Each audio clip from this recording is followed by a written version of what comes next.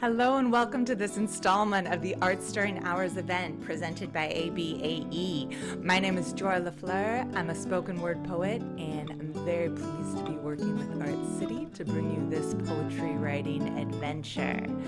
This is a Mad Lib style activity, but unlike the way we may have enjoyed Mad Libs as kids, this is a game that is intended to be played in full knowledge of what you are ultimately writing. So the prompt and the piece are one.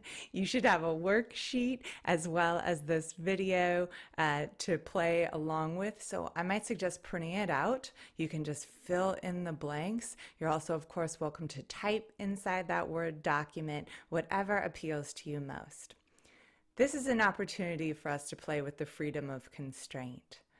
Too often, when we stare at a blank page, our mind mimics that page and goes blank too. So by being asked specific things, our brain does what it does best and responds with solutions to the puzzle. And what I think is particularly fun about this kind of exercise is that when we don't give ourselves much time and we don't take ourselves too seriously, we may end up writing something that was far more absurd and interesting and accurate than we would be able to create in about 6 minutes with a blank piece of paper. I am going to walk through the activity, breaking it down into 6 sections. So we'll do like 2 lines per minute. I will be using a timer. And again, this is not to create any sense of pressure. You're of course welcome. Please stop the video, work on it afterwards.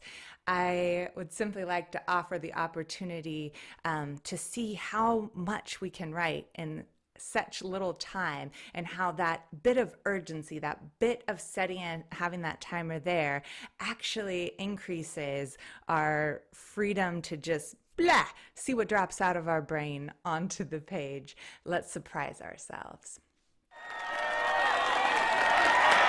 I want to go ahead and thank you before we even begin for anyone who does this activity and shares it with someone else. It's such an act of generosity to invite someone in to how we're feeling.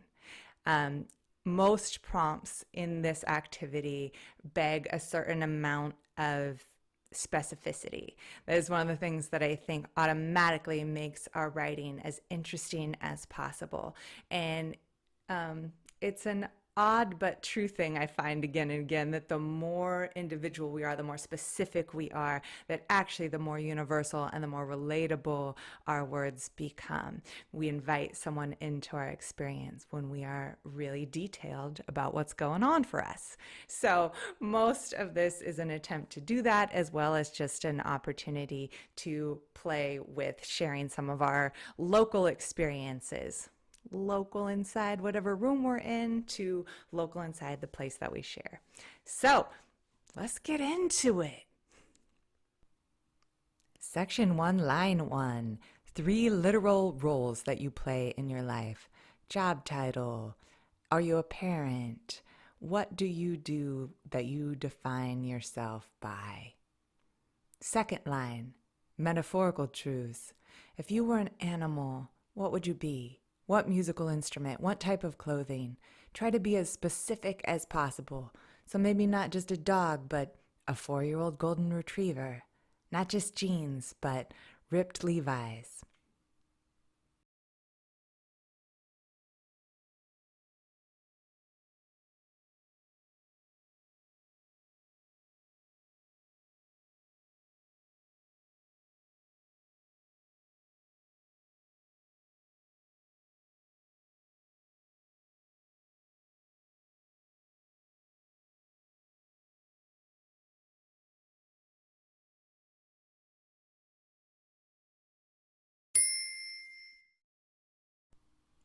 Section 2.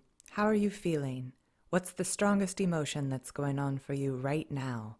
Go ahead and put that in the second line of this second section, and then bounce back up to the first one. If that emotion had a color, what color would it be? If that emotion had a taste, a flavor, what would it be?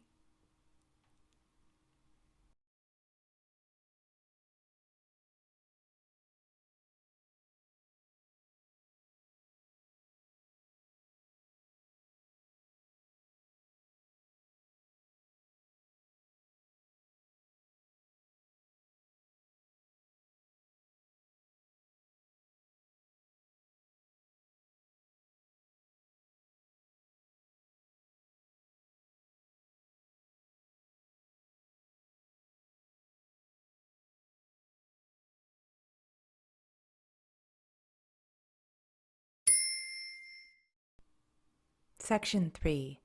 Moving deeper into the five senses. What can you hear right now? What are 3 things you can see? Offer us a snapshot wider than what we would see through your Zoom screen.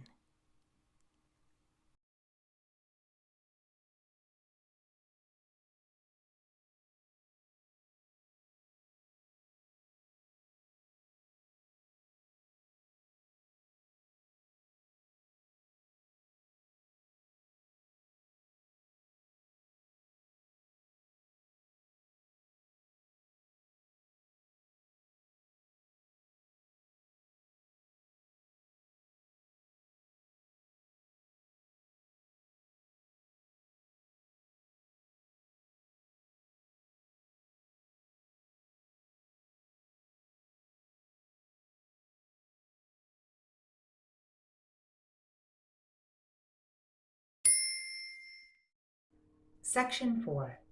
Where are you? Literally, simply. A home office, the park, your kitchen. And if this place were a form of transportation, what would it be? A broken down bus, a fast yellow sports car? And what would you call the folks who are riding with you? Your fellow.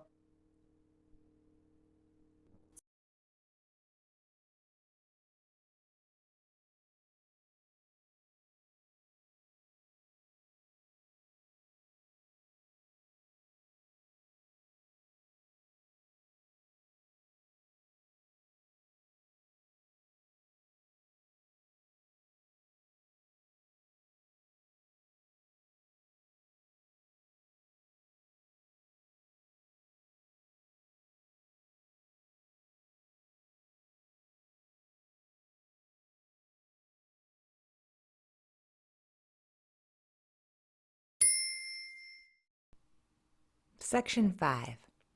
Allow yourself to expand a little beyond this exact moment into the larger context in which you live.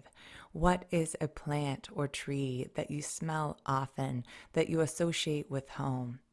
And what's a favorite food from a favorite restaurant? It doesn't have to be somewhere you ate today.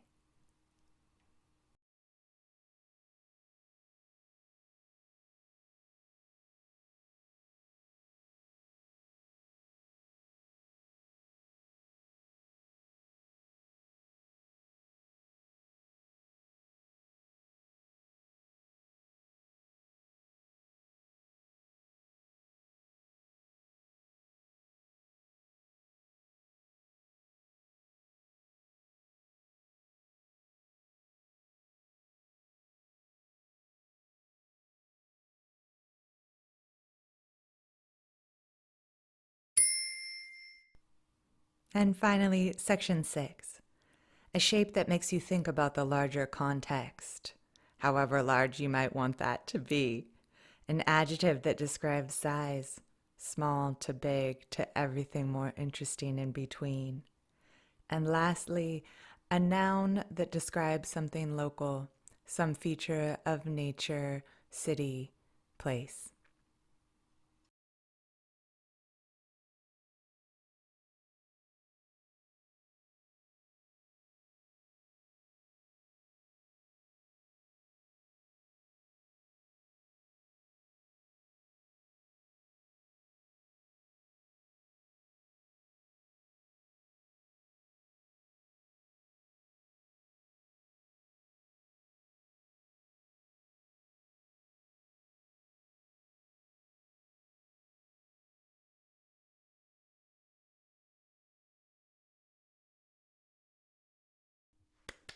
And that is it. Poem complete.